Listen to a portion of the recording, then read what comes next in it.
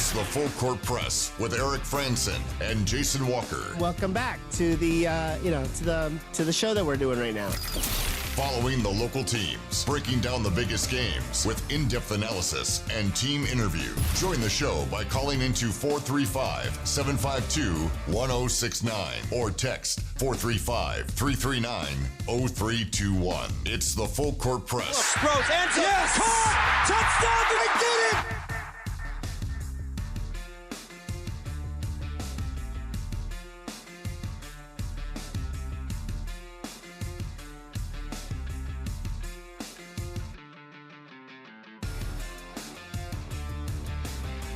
Welcome on in to the Full Court Press second hour here on 106.9 FM, 1390 AM The Fan. Streaming online at 1069thefan.com and on the 1069 The Fan mobile app. Thanks for joining us however you may be listening to our show. We're glad to have you in. We've got JD Walker filling in for Eric Franson as he's going to go sneak up to Utah State practice to talk to football players John Miller and Jimmy Liston. To get their thoughts on this season and preparing for this game against UNLV. Pretty important game as the Aggies are searching for bowl eligibility, and they've got to beat a team out of these last three, all three of whom are already bowl eligible. That would be Oregon Aggie John Miller that he's going up there to interview. Yeah. Oregon State. I'm okay with that. I'm okay with that. I can deal with it. I like to focus on the first part, not the second part. Yeah, so I say that you're a lot more Oregon than Oregon State.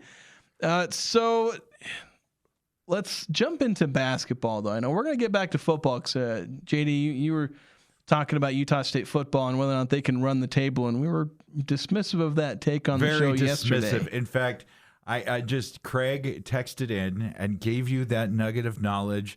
And he informed me this morning that you guys just laissez-faire, just disregarded me. Yeah, that's pretty, like my answer was just no. Rude. I didn't even get that nuance with it. But let's table that for a minute. I'm going to let JD stew on that for a little while, so we can get the best rant in about 20 minutes here. But let's talk Utah State basketball, and let's lead this off with Utah State women's basketball, where they got a win. They got their first win of the season as they took on CSU Bakersfield. And as Eric was detailing earlier in the show, a lot of travel issues where, flight delays, then not being able to have a walkthrough. So basically not getting a chance to warm up and get a chance to see the gym, shoot on these rims. They didn't get anything. And so, and for a team that's still trying to gel together, they've not had a whole lot of time together to practice and really hone things. They still managed to go out there and get a win. It wasn't pretty at times, but they go out there and get the win. 68-65, holding off a last-second three-pointer from Krishan Coleman of CSU Bakersfield, and they get the rebound and manage to hold on for that 3-point win. Yeah, and I think it might be props to Coach Brooks for getting the W and that A blue tonight here in Logan, but props to Coach Brooks. Travel delays, or is this a little like reverse psychology mind games kind of there, the Mamba mentality? Because have you ever been to Bakersfield? You want to spend as little time as possible there. You want to get in and out, and you want to leave. Like, you want to get out of there. So that's what Coach Brooks and company did. They got in there. They took it all the way to the end. They decided to keep it close. A couple, 1-for-2s and free throws at the end of the game. Of course, us men's Aggies fans are used to that kind of PTSD from last year. But they took care of it and got their first win on the season away from the Spectrum on the road. And hopefully they're already back outside of the city limits of Bakersfield already and headed back to Logan. See, I've taken I think 2 trips to California. One of them, we were in the LA area, or maybe I've taken 3 trips now that I think about it. I'm trying to think how many times I've actually been to California. I went to an LA Dodgers game once. Then at one point we were camping there for a family reunion. So I don't know if Bakersfield was one of the towns I drove through. Probably not. Yeah. If you did, you locked your doors. And here is the best way. If you want to see the best of what Bakersfield, California has to offer, just string up a couple episodes of Cops, and you got it taken care of. Here we go. Yep. Also, Cops shoots in Portland, Oregon, too. So it's like everywhere that I live, Cops shows up. So I'm sorry. So are they coming to Logan now? Yeah, in about 10, 15 years. Does that show Cops still run? I think it is in some aspect. Like they did it. Everything's streaming now. Yeah. Like it's on the web. So they do. They had their golden age where it was, all that. Yeah. We get into Cops. There's some interesting wrinkles to that show and its impact on society. But and the fact is it doesn't represent Jason's side of the Walker family, but it definitely has some representation of my side of the Walker family. Sophie Sen leading the Aggies in this one. She had 18 points, and she was really showing off some footwork inside and drew a ton of fouls. 10 free throws, made them all. Usually you're not seeing your center go 10 for 10. But she put in all those points, had 7 rebounds as well. Doing so in 24 minutes, limited a bit with foul trouble. And then Aaliyah Gale's kind of an off shooting night. Heck, for her and Marina Asensio, where those are your two scoring guards, those are your best shooters, and they combined to go 8 of 25. That, as a pair, they still had 26 points between them. Aaliyah Gale's had 17, Asensio had 9. I believe it was Asensio at the end that was shooting the free throws. She did. And went 2 for 4 out of the 2 sets that she went. Yeah, so that could have been better. Of course, those 2 missed free throws, those were her only 2 of the game, and she was 4 of 6 otherwise. So, yeah, I think you had some weird off-shooting nights for your 2 best players, but, you also had Karen Sanford, who's kind of the versatile virtuoso. 10 points, 5 rebounds, 2 assists, played a team high 34 minutes. So good stuff from her. You see the six lady, Elise Livingston, or Jamison Heaton there, 30 minutes, but putting up, 6 total rebounds, 3 assists out there. Only 2 points on the board, but kind of doing the dirty work to get things done. Yeah, you have a lot of players, like the volume points you're going to see come from Asensio, Gale, Sanford, those would be your 3 leading scorers. Sen will, I think, show some improvement in the post, but everyone else is going to be between 2 and 5 points on any given night, I think. And that's where the Aggies are going to have some spread out scoring. And you get 5 from Rachel Wilson, 2 from Angela Marovich. I'm butchering these names. I'm so bad with them. Jamison Heaton, and then there's more girls whose names I can't pronounce. They're both from Spain. You say the names, and I just buy into it because I look at it as someone who struggles with reading and has a reading disability, and I'm like Frank, and I try to be real respectful. I don't want to destroy the names, and I tell you, Polynesian names, oh my goodness. Let's just pronounce all the syllables, and you're about 80% chance to be right.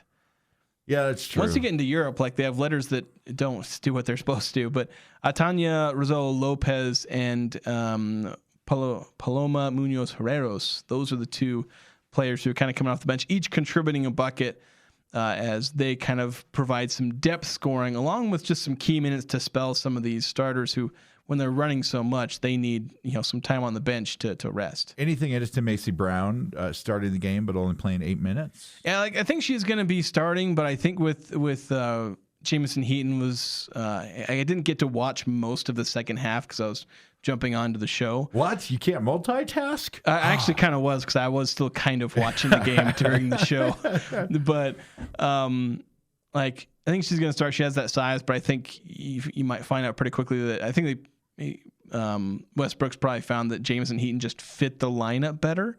Because Macy Brown was playing decent minutes in some of the exhibitions and whatnot. So I think she's still going to play.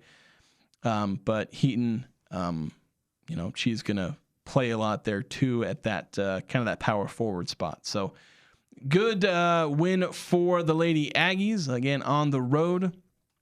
I need to double check when they're coming back to Logan. I think, isn't it this weekend? Yeah, that's right. This weekend, 11 o'clock. This weekend. That's the triple header they're doing because it's the women are playing in the morning at 11 a.m. and I'll be there. Then you're gonna have the men at 2 p.m. So you have a Spectrum double header, and then football at 5. So for us.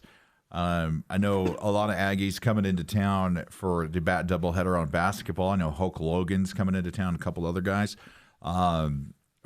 Really want to get to the women's basketball game, but got a little pregame to launch at noon. Yeah.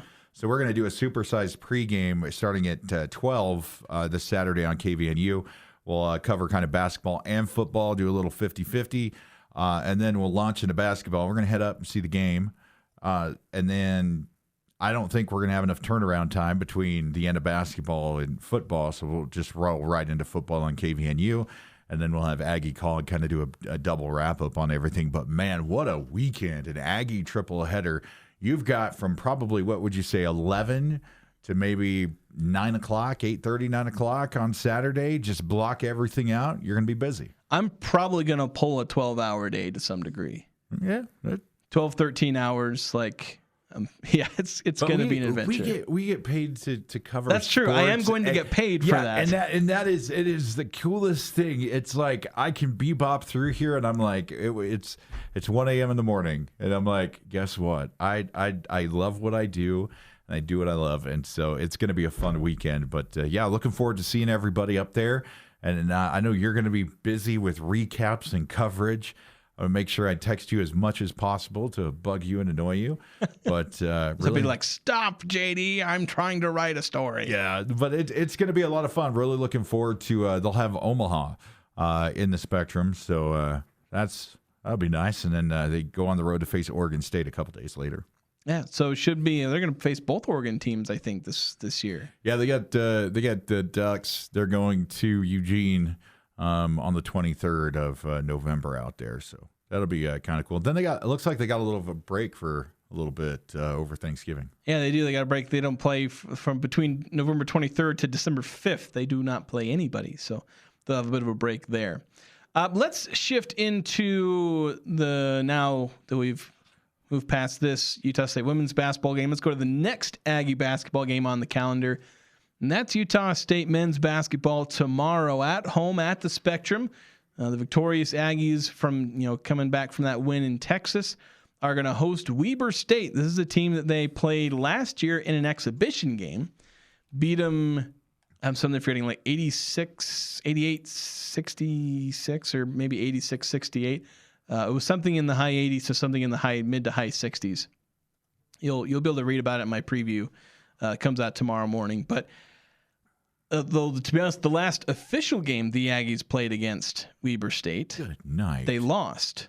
So did you see Air Force already played today? Did they? Who'd they lose to? Long Island Ice-T University. I might have had the Ice-T in there. But, yeah, Long Island University just put Air Force to 0-3 on the season. I would like to just congratulate the jewel of the Mountain West Conference for continuing to live up to their reputation. Sorry. Yeah, that sucks. Yeah. Austin P, though, is playing Wyoming, and I think Austin P took somebody down the other day. I think they took Air Force down. I think it was Air Force. So, I don't oh, man. For the good of the conference, we're going to have like a group chat or group therapy session. So I was doing I have like my Mountain West like average computer ranks. I take all like the Ken Palm and Haslametrics, and so there's like 5 of them right now, and there's going to be more when some metrics that take a minute that decide to gather data before putting out their rankings. I'll add those later as well. But there's Utah State, San Diego State, they're in there. Then you get some of your Grand Canyon, Boise State, New Mexico. They're all in the 70 to 80, 90 range. Then you got a few in the hundreds, and then, Fresno State, who's like average rank is like 180-ish.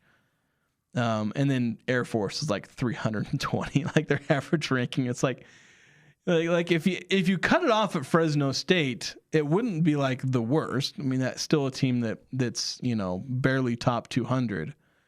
But Air Force is like one of the 40 worst teams in the country. And then the rest of the Mountain West are all top 200. At least half of them are top 100. And Air Force is just this complete misfit in the Mountain West in basketball. And then I saw today, it's funny. They're like, there's no TV broadcast because of the government shutdown. So they don't. Is that happening with all theirs? They can't broadcast for their basketball game today too. I saw Air Force Falcons fans. Aren't they restarting the government finally after like a month and a half? Yeah, but it's still like they can say it, but it's like they said it.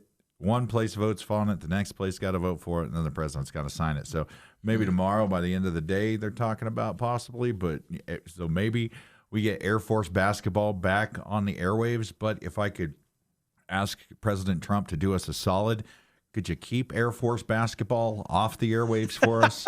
I feel like that would be better for the Mountain West Conference, for the best of the conference. Can we just get an executive order? Air Force just doesn't get to play basketball this year. Can you pardon Air Force from the Mountain West Conference this year? Executive order. The Air Force has to go to the American or something. Oh, man. So Utah State facing a team that is ranked higher than Air Force, so that's not a high bar to clear. Weber State coming in at 269 in KenPom. This is a team that I was keeping an eye on this game as it was on Saturday, happening during Utah State's win over Nevada. There were like 3 different games I started paying closer attention to because of the way that Nevada game went. One of them was Utah State's soccer championship, their win over Boise State. Which not just for a second to digress, that was such a fun experience with everybody up there. The whole press box cheering when goals were hit and stuff. We were riding down in the elevator. You were with us, right? I think we had AD Cam Walker in there. We were talking about the game, and it was just a great night. And of course, you weren't in the studio for Stockton, but my guy, it was me and Tyler doing post game, and Stockton was doing Tybo every time, penalty kicks and stuff. Just a great weekend for Aggie sports last week. Yeah. So Weber State taking Utah to overtime. Of course, it was kind of, to be honest, it was more like the other way around because Weber State led 84-81, and then Utah hit a 3-pointer to force overtime. And then the Utes largely controlling that overtime period, holding the lead for, I think, pretty much all of it. They get the 92-89 win over Weber State. But this is a Weber State team that started the year in the 300s in KenPom. And they went up against a Utah team that is now kind of in free fall. Utah is 3-0, but they've gone from being ranked 74th to 98 in KenPom. I heard a lot of using Craig Smith's name as a swear word from Utes fans. He's not even coaching there anymore. I know, but there still seems to be a little bit of an impact there. I don't think it's Craig Smith's fault. He took over a program that was already mediocre. Then whose fault is it that they? Because that game, you're right. Because we got to keep an eye on a lot of other games, and knowing that we were having Weber State up, I was like, wait a minute, I thought this wasn't supposed to be like this. But, I mean, you had Larry Kristowiak, but like he led them to some of their best years since the glory days of like the 90s.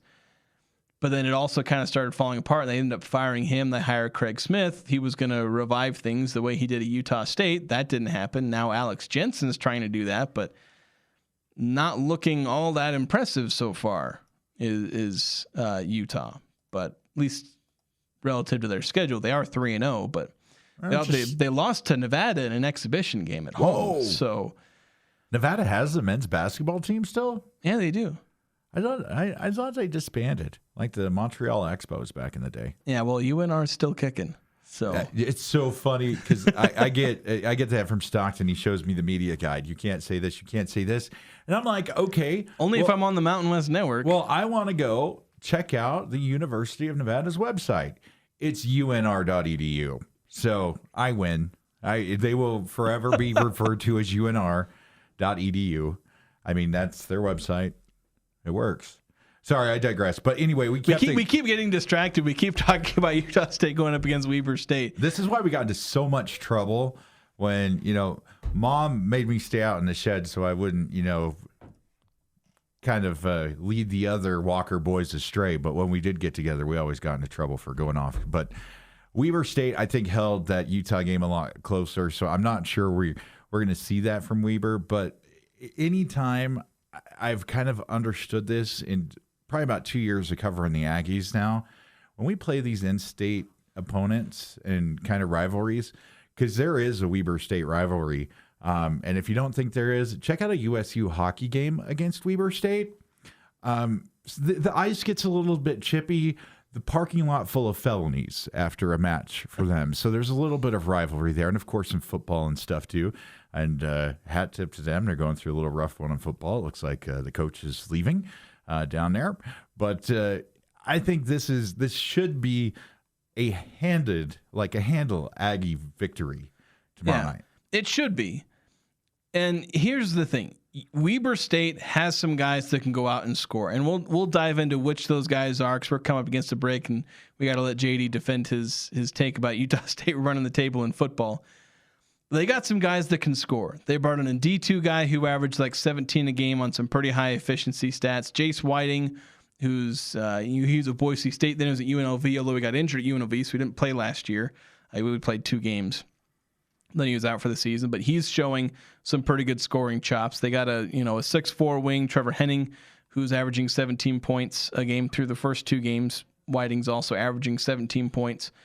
They put up 138 against it's a non-NCAA team, but they still put up 138 points. But then they put up 84 points against in regulation. They put up 89 in the total game.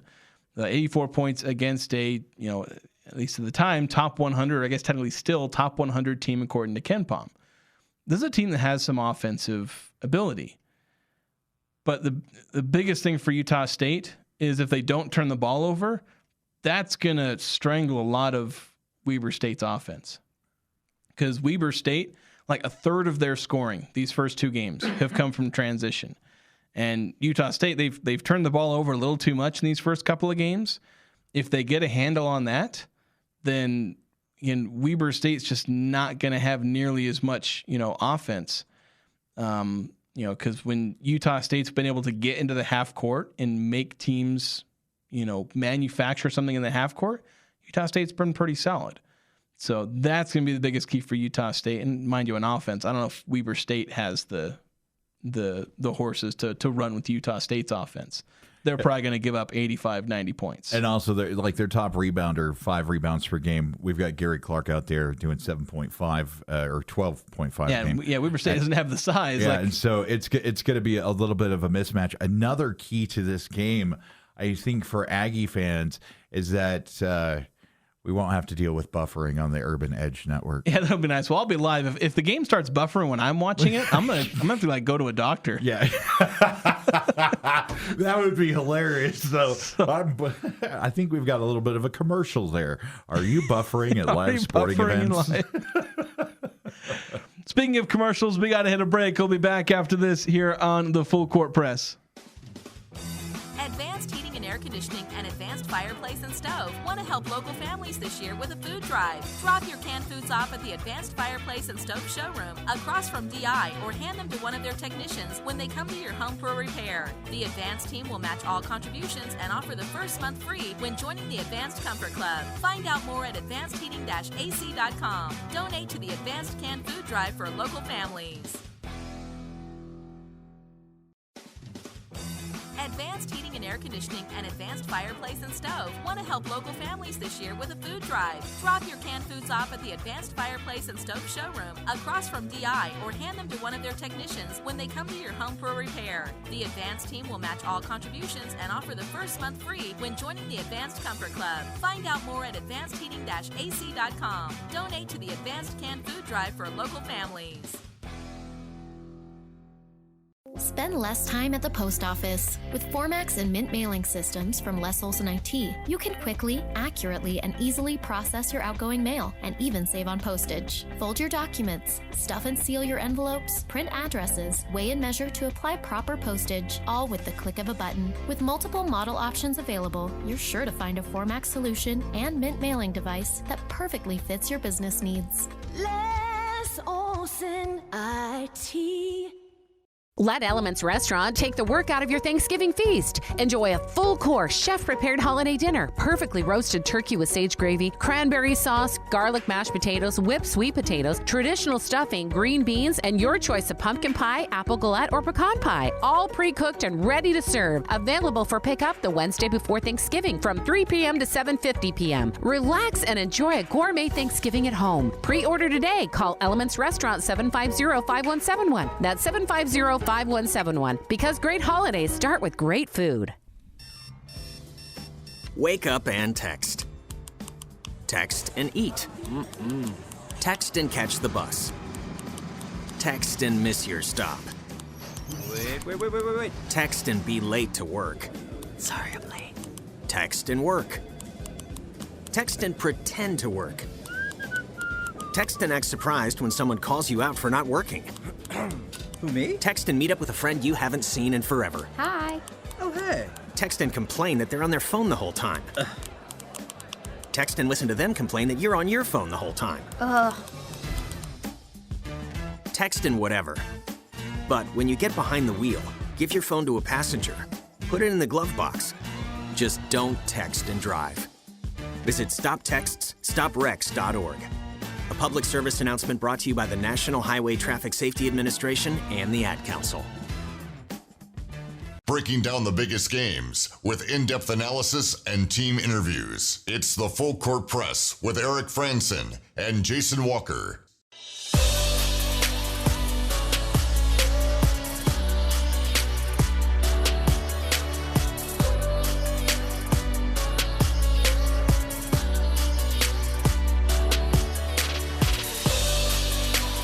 At Mountain Valley Heating and Air Conditioning, now's the time to feel the love and the savings with current tax credits and government rebates. You can save up to 40 and 50% on new heating and cooling systems.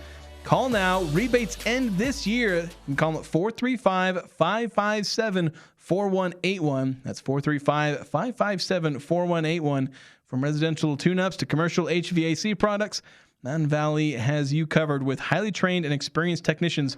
Call 435-557-4181 or go to mtnvalleyhvac.com and start saving while you feel the love. So, speaking of feeling the love, JD didn't get a whole lot of that on yesterday's show as we scoffed at his idea that... Well, I don't think you guys knew that Utah State legend, Aggie legend, and frankly... the guy that I look up to every morning because he stands over me next to me doing sports, Craig Hislop, texted in and said, I called it. I said the Aggies are going to go undefeated. And we're going to run the table 8-4. All right, so tell me the reasoning you got here. There is no reasoning because you guys can break down the stats. And here's my argument to the ladies and gentlemen of the Aggie jury. I present to you that it's just a feeling. I watched this team. This is your I believe in fairies. Yeah, Utah State's running the table. Because you can believe in stats and you can lay out stats and then tell me how the stats show that Hawaii was going to smoke San Diego State. It's the same thing. It's the same. It's the same prognostication. You can look at trends or you can look at thing, or you can believe in Santa every once in a while. And watching the locker room footage of Brevin breaking the rock this week. Watching Coach Mendenhall paying special attention this week when I was up there to the outside of the plays, like the interactions. That's why I was so proud of Ike Larson.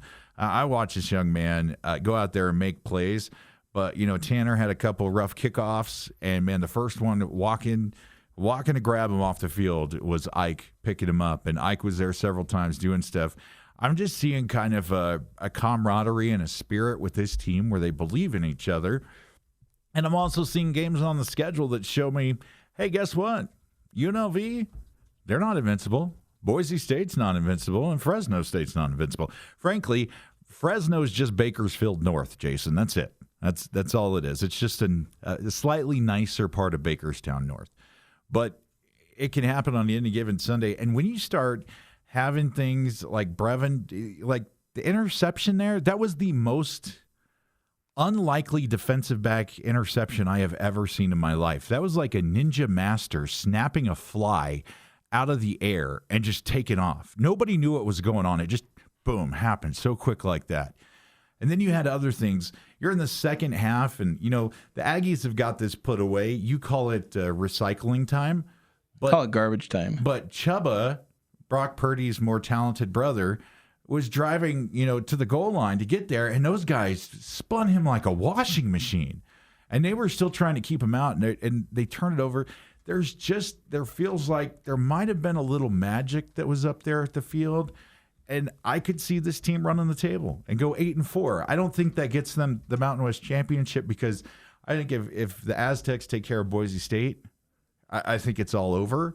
on that aspect. I don't think the Aggies run the table. They probably end up in the Mountain West title game. Maybe there's some things that kind of have to work out for maybe, but it's got to be a little bit here and there because I think if Boise drops to the Aztecs, that would give them 3 conference losses on the season or something. Yeah, so like if you run the table, nobody on Utah State's schedule, well, Hawaii might keep them out. I say you wouldn't have to worry about UNLV, Boise, or Fresno State getting into the title game ahead of the Aggies. It would be New Hawaii, Mexico, pretty much. Hawaii. Yeah, Hawaii, New Mexico are basically the teams you have to watch out for. I don't know I haven't bothered to check the math on what it would take for Utah State to get in. Because look, it's really pie in the sky, and it's kind of a thing to believe. And I look for those things. Look, there were some things that happened in the Seahawks Super Bowl season that just kind of like the ball bounced their way, legitimately bounced their way.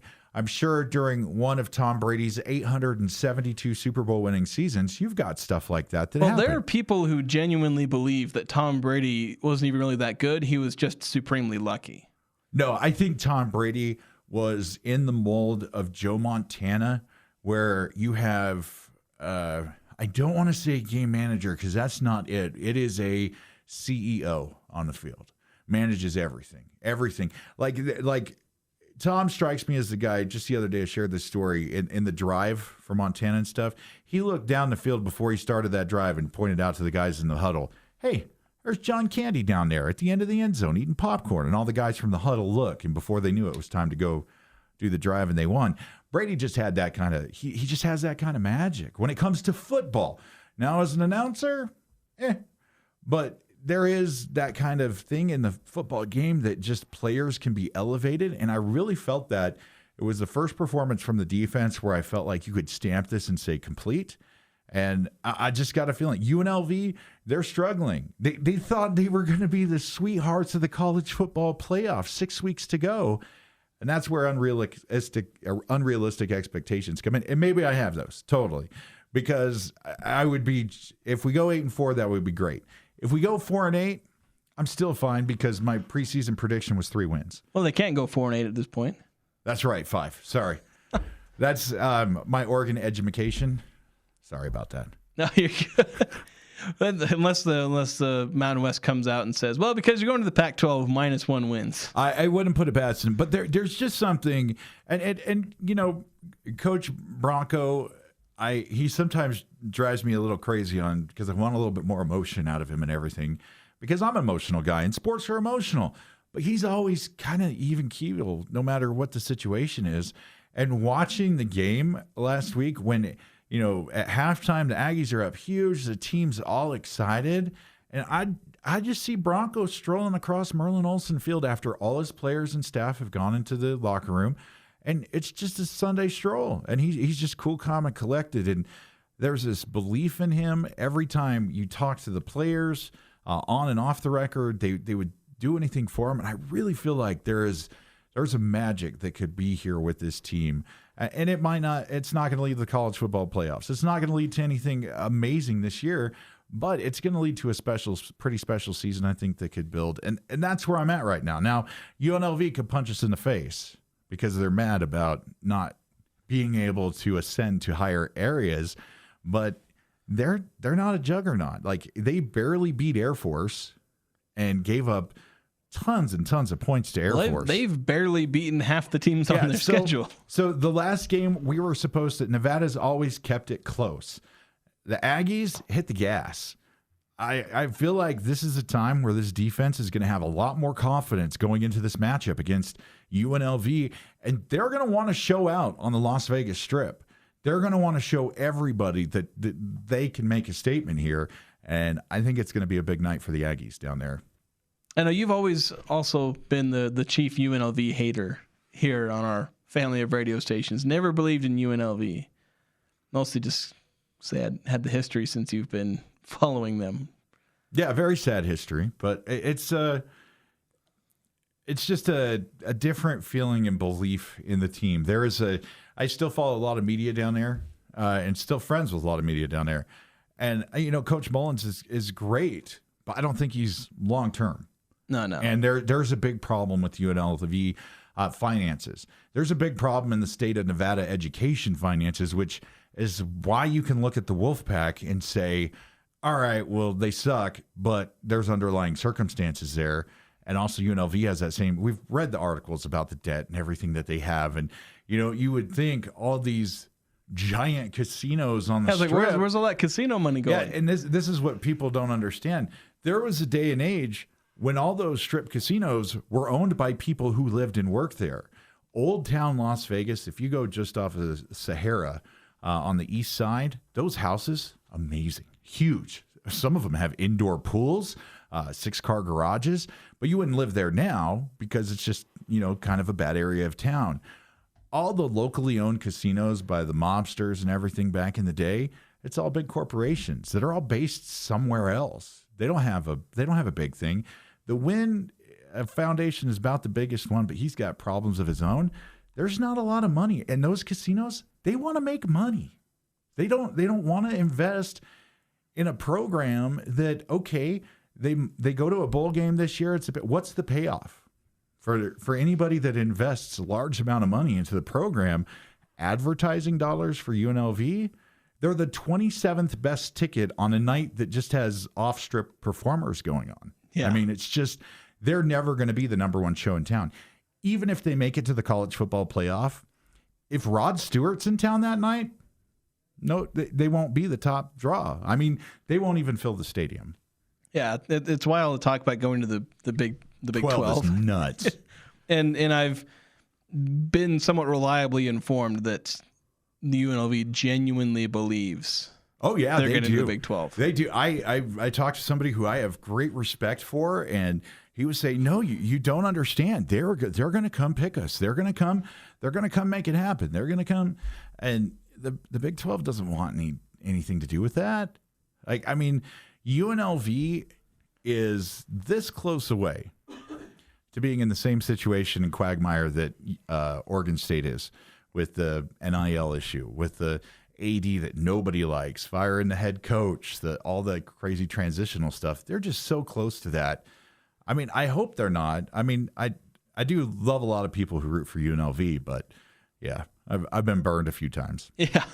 9-15 on the text line before we hit another break. A couple of these. One, why would USU put the basketball men's game and USU football game so close on starting and end times? Can make it hard for fans to get both done. I mean, you go to one and then you watch the other. Luckily, they're not both happening on the same in Logan. Of course, they've already got back-to-back basketball games. We should have had a watch party. Yeah. Dude, that would have been fun. Let's have a watch party at the Spectrum. At the Spectrum? We could just drop They probably should have done that.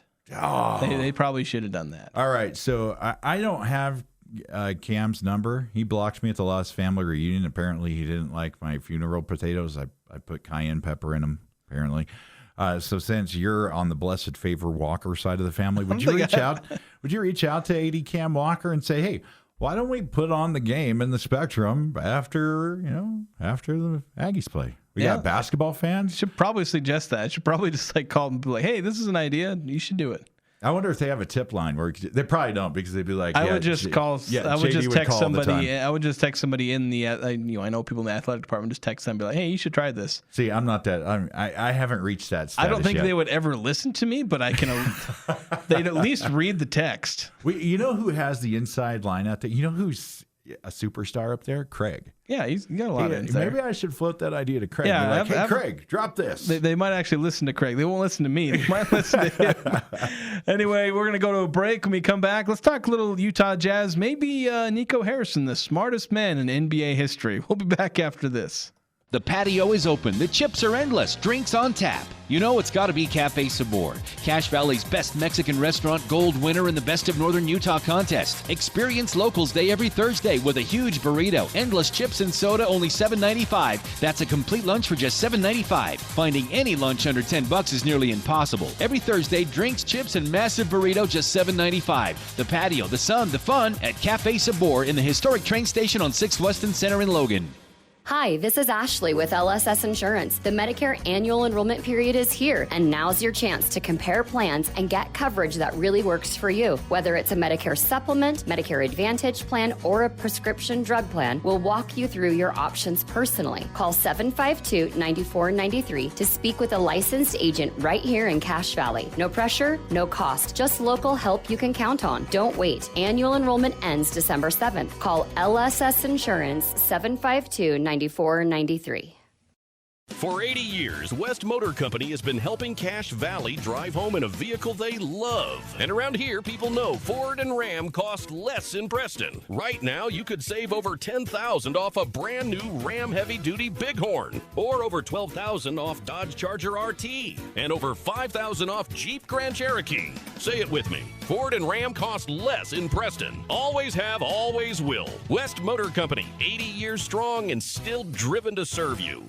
Addiction is the one thing that everybody knows about, but not many people talk about. If you're finding yourself in a situation where you're struggling with personal addiction, or maybe you love someone who's struggling with addiction right now, our friends at Renaissance Ranch have a place where you can go for healing. And they focus on more than just the addiction. They help your family heal too.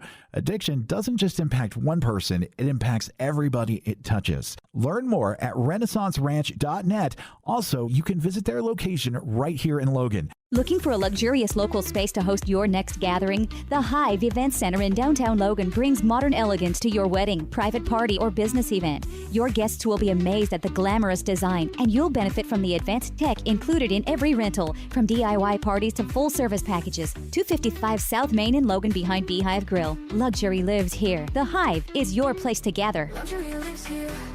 Luxury lives here. The Hive. See us online at thehivelogan.com. Northern Utah and Southern Idaho's home for sports. It's the Full Court Press on Sports Talk Radio. 106.9 FM, 1390 AM. The Fan.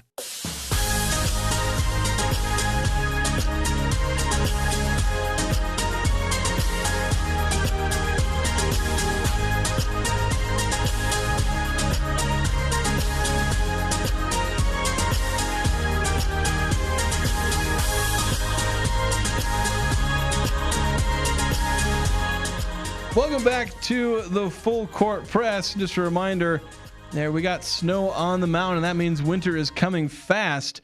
Young Power Sports of Logan is ready for it. Right now, you can get blowout pricing on all 2025 Ski-Doo and Polaris snowmobiles, up to $6,000 off. And don't forget, Young Power Sports offers free pickup and drop-off for service, plus free preseason checks on all snowmobiles. They're just off of South Main and Logan. Young Power Sports of Logan, where your adventure begins. So, a lot happening in the NBA today. Let's get to this text actually, because we'll get to that before we jump into the NBA. But 8968 saying, when the Aggies first started playing, Weber State was one of the strongest teams in the state and feared team nation. The first time Weber played the Aggies. Year the Spectrum opened, they beat the Aggies by a point. That year, the Aggies had Nate Williams and Marvin Roberts. Both were All-Americans. I didn't realize Weber State beat them that year because, that was a dang good, the very first game in the Spectrum, they beat Ohio State. That was 1970, 71? I believe it was the 70-71 season. I think they had that was a year they were making some noise in the NCAA tournament. Then they ran into John Wooden's UCLA team, and, good luck with that. I love Coach Wooten though. The way you guys talk about Stu is and how I'm learning about Coach Stu is how I feel about Coach Wooden. Love, of course, I'm a Pasadena kid, so it's right down the street for me. So with the NBA, the Jazz played the Timberwolves, and in the biggest news of the day, the Jazz will play the Pacers. And Ace Bailey started last night. Yeah, he did, and apparently he's going to keep starting. He seems to have earned his way into the starting lineup. Why is the minivan guy still starting? Svi Mikhailuk? Yeah, I think he drives a minivan or something. I follow it. He's an interesting fan favorite on X. But most of the fans I know don't want him starting. It's so funny. I see several posts, and so I want to ask you why is he starting? Probably because he's he's kind of like Simone Fontecchio. He's just kind of in that same mold where he's just this long wing that Will Hardy likes to have in the starting lineup because he doesn't want to hand minutes to, he doesn't want to start Bryce Sensabaugh. He wants to start a veteran who wouldn't be in the NBA if the Jazz didn't pick him up. But yeah, Ace Bailey getting his 28 minutes, 10 points, 7 rebounds, shot 4 of 9 from the field. You know who I was excited about seeing getting some time? Yusuf Nurkic. Isaiah Collier. Oh, yeah. 16 minutes, 5 points, 7 assists, 3 boards. He's out there diming it up, and you had some other young guns. Kyle Filipowski getting 7 points in 26 minutes. Bryce Sensabaugh playing only 11 minutes, but getting 10 points. He's kind of a walking bucket. Walter Clayton getting 6 points, 3 rebounds, 2 assists, but they lose 120 to 113 to the Timberwolves. Slightly better than what they did a few days before that. They played excellent for 3 quarters. The third quarter, I don't know what Will Hardy's halftime speech is, and he has about the enthusiasm and fire as a Eskimo's igloo in a blizzard. But they scored 4 points in 6 minutes coming out of the third. It was just, and the Timberwolves were on fire. You can't, and they came back and they scored 21 points in the final 6 minutes, so it was on. But they didn't show up, and I was like, this is why, Jason. I am keeping the Jazz in the friend zone. You do not get a rose. You do not move to the next level. You're still in the friend zone. But it was fun to see. I'm wondering, could you see Isaiah move into that starting lineup with Ace and Keontae? I really want to see how the George Collier backcourt looks. And because Keontae can score. I mean, he really can. Like, he's showing some stuff, but he can also dish. So if he gains more attraction, he might be able to dish the ball out. I really like Collier as a point guard on this team. I'm just not thrilled with the idea of playing 2 shorter guards in the backcourt because we just went through the Mike Conley, Donovan Mitchell thing where it's like, yeah, they're both really dang good players, but it worked though, right? Not for what we eventually wanted it to do, which was to go beyond the second round, or in some cases beyond the first round. Can we just sniff playoff contention before we worry about the small guard? Like, can we try? Well, the only reason we're in this mess is because the Jazz want to, and fans like me want this team to try and title contend. That's the only reason they're tanking. If they just want to be in the playoffs, they wouldn't have blown up what they had, because they had 4-time all defensive player of the year Rudy Gobert and first team all NBA Donovan Mitchell. But would Mitchell have re-signed a max contract or any contract to stay in Utah? Yeah, probably not. No. So they had to do it. But then they wouldn't have thrown away Rudy Gobert. Like, if they wanted to just be in the playoffs, they would be in the playoffs because they had the guys to just be in the playoffs. But if you created a team around Bojan Bogdanovic and Mike Conley and Rudy Gobert, that team could have made its way to the playoffs. Would they have been any good in the playoffs? No, but they would have been there. And heck, when they traded, Donovan Mitchell to Cleveland, if they'd have kept everybody else, they would have had Lauri Markkanen with Conley and Gobert and all that. That actually would have been a mildly interesting team. Yeah, with Gobert in the center and Lauri being out there, because I love Rudy. I love defensive centers.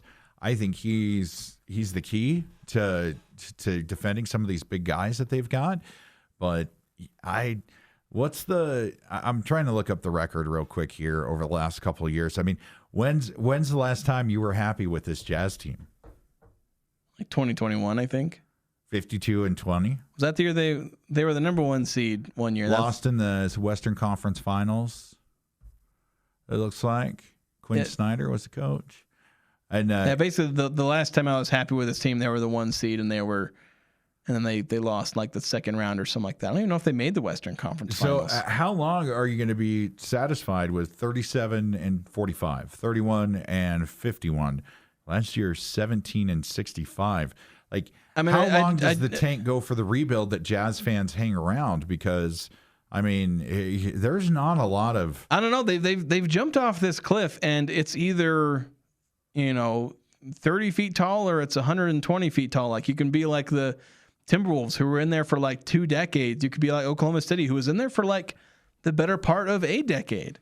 And sometimes you come out of it like Oklahoma City has, and sometimes you don't, like the Timberwolves and the Bulls. Of course, the Timberwolves kind of did, but they got Anthony Edwards eventually. Oklahoma City, you want to talk about worst trades all the time.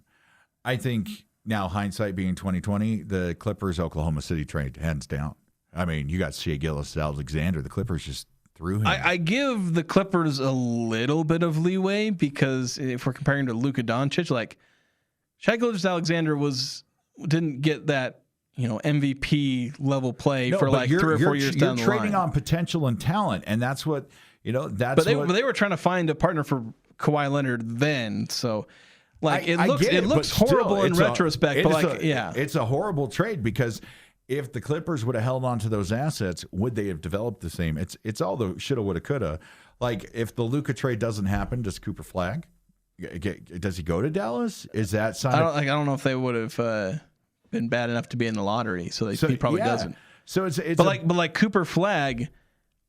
His peak is just to be Luka Doncic. Yeah, but I mean, not the same type of player, but like that same caliber. But he's not even there yet. Yeah, we don't even know if he's going to get there. But does Cooper Flagg, if the Jazz have won the lottery, does Cooper Flagg turn around this team to a championship contender?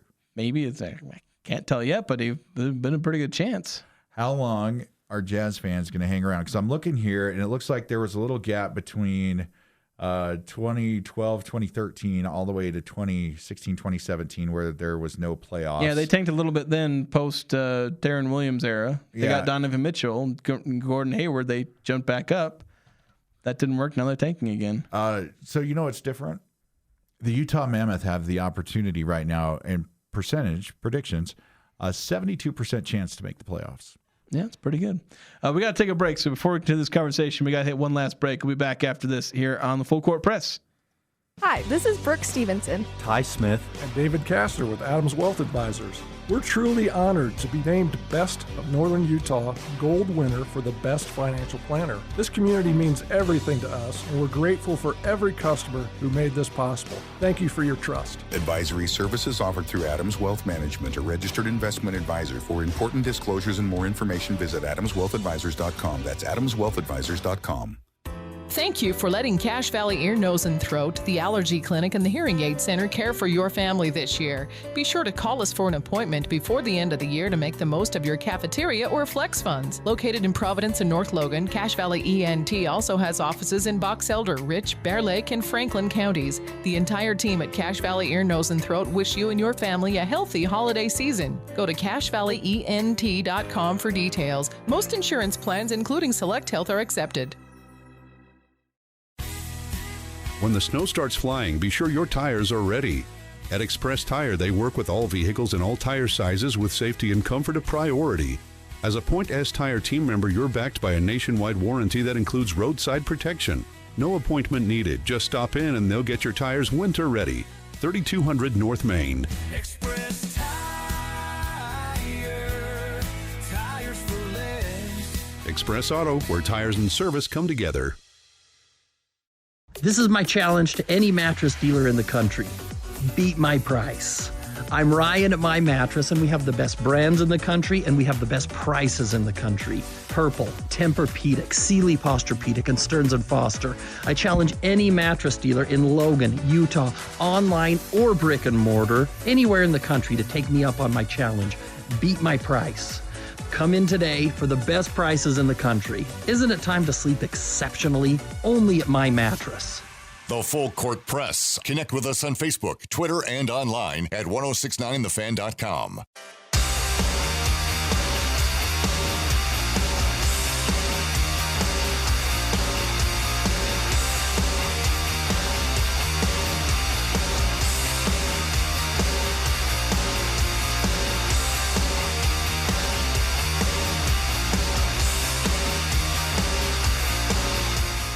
Welcome back to the Full Court Press, and what was actually the biggest news of the NBA day, and maybe even the sports day. Dallas Mavericks firing general manager Nico Harrison, the man who orchestrated what I believe will go down as the dumbest trade ever. I don't see it that way at all. I think it's a great trade. Yeah, it's very, very. I'm very thankful for the Dallas Mavericks and their fans and their general managers all talking about Fat Luka last year. It really helped the Lakers to start. So if the Lakers win a championship with Luka, they need to send a championship ring to Nico Harrison. That's cool. I'll get him one off of Timo. Yeah, because that is a man who, I don't know, it was such a colossally stupid trade. And they had a governor at the time of the franchise because it was, I believe it was in between the sale, was it? Or there was something. There was a governor that signed off on the trade. Yeah, well, somebody signed off on it. But the thing is that the owner, who's now sending out, and he was the one, you could tell, like, Shams Charania was sending out, like, details down to, like, the minute. Like, they're going to have a meeting at 10 o'clock to fire Nico. Yeah. He was getting that directly from the owner, like you have to. And he's basically running PR. Yeah, like Shams was a PR agency today for the Dallas Mavericks. Yeah, I told Craig this morning. It was probably about 8:05. I told Craig, I was like, they're meeting, and it's like, well, they might not. And I'm like, Craig, this is about as clear as you're fired as the former Apprentice episodes. I mean, it was pretty clear. Just imagine if you're Nico seeing that tweet from Shams, like, they're doing what? Dude, I'd be like, I got COVID. Can't come in today. Yeah, see you later. Sorry. I'm taking some PTO time. Yeah, I guess you can tell me when I come back from a 3-week vacation what that meeting was about. Oh, hey, look at this. Nico's been hired as the assistant GM of the Lakers. Man, good to see him coming home. Just kidding. And next you find out Luka Doncic has been traded to the Jazz for 2 second-round picks and George Niang. Yeah. Lakers wanted some shooting. I know Texas has a history of revolution and stuff. L.A. would burn down. Probably. Yeah, they would. They would burn down. Yeah, but it's not like the Lakers haven't had any luck. That's a really downtrodden franchise that can't catch any breaks.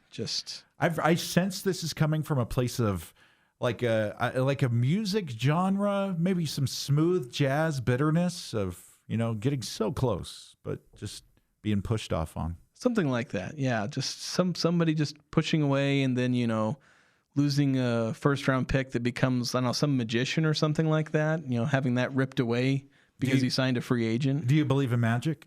But how much time do we have left? You got like 2 minutes, 2-3 minutes. Hey, I appreciate you inviting me to come on here. It really gives me a chance to kind of overall connect with you because you're one of my favorite people here, one of the hardest working that I see here at the Radio Ranch, but really enjoy talking sports with you and get a chance to let my Lakers fandom fly a little bit. I do a great appreciation for the Jazz. I say I major in Lakers, minor in Jazz, but they are in the friend zone. Yeah, they're the minor that you may or may not actually complete all the requirements for. Yeah, it's like if I wanted to go back and post haste and get some continuing education maybe, but I'm excited for them as a young team. I really like seeing Ace Bailey get some minutes. Isaiah Collier, big fan. I love his game. I think the biggest problem with the Jazz is you have all these young pieces, but you have no idea what they're going to do with them.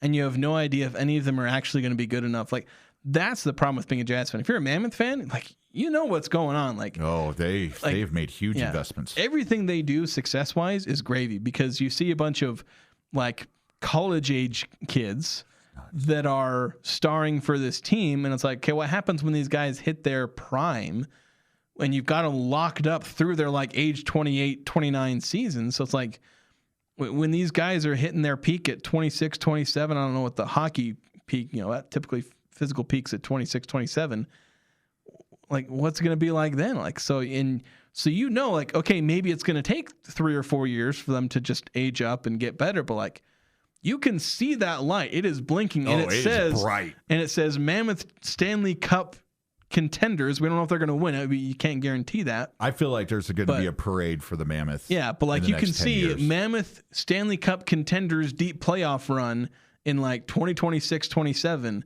And for the Jazz, it's like Ryan Smith standing there with a thumbs up being like, trust us, it'll work out eventually. And it's like, it pulls at my Jazz soul. Like, that is the one team I've connected with the most in my life. And it's like, you're promising me, and I want to believe, but like, it's maybe hard. The Jazz need to take a play out of the BYU playbook and sign a G League center. They're basically signing G League players. That's half their roster is G League players, and the other half are snot-nosed rookies. I just wound you up in the final seconds. That's great. Yeah, we had somebody text in asking about that, and I don't think we actually answered the question. Because, BYU signed a G League center. And, well, the answer to the question is I have no clue how the eligibility works. I have no clue how a G League player is eligible to play in the NCAA, but they somehow are. And, unfortunately, that's the way things are. But that's going to do it for us today. Thank you so much for listening. Tune in tomorrow. Sports Talk Radio, KLGN Logan, 106.9 FM, 1390 AM, and online at 1069thefan.com.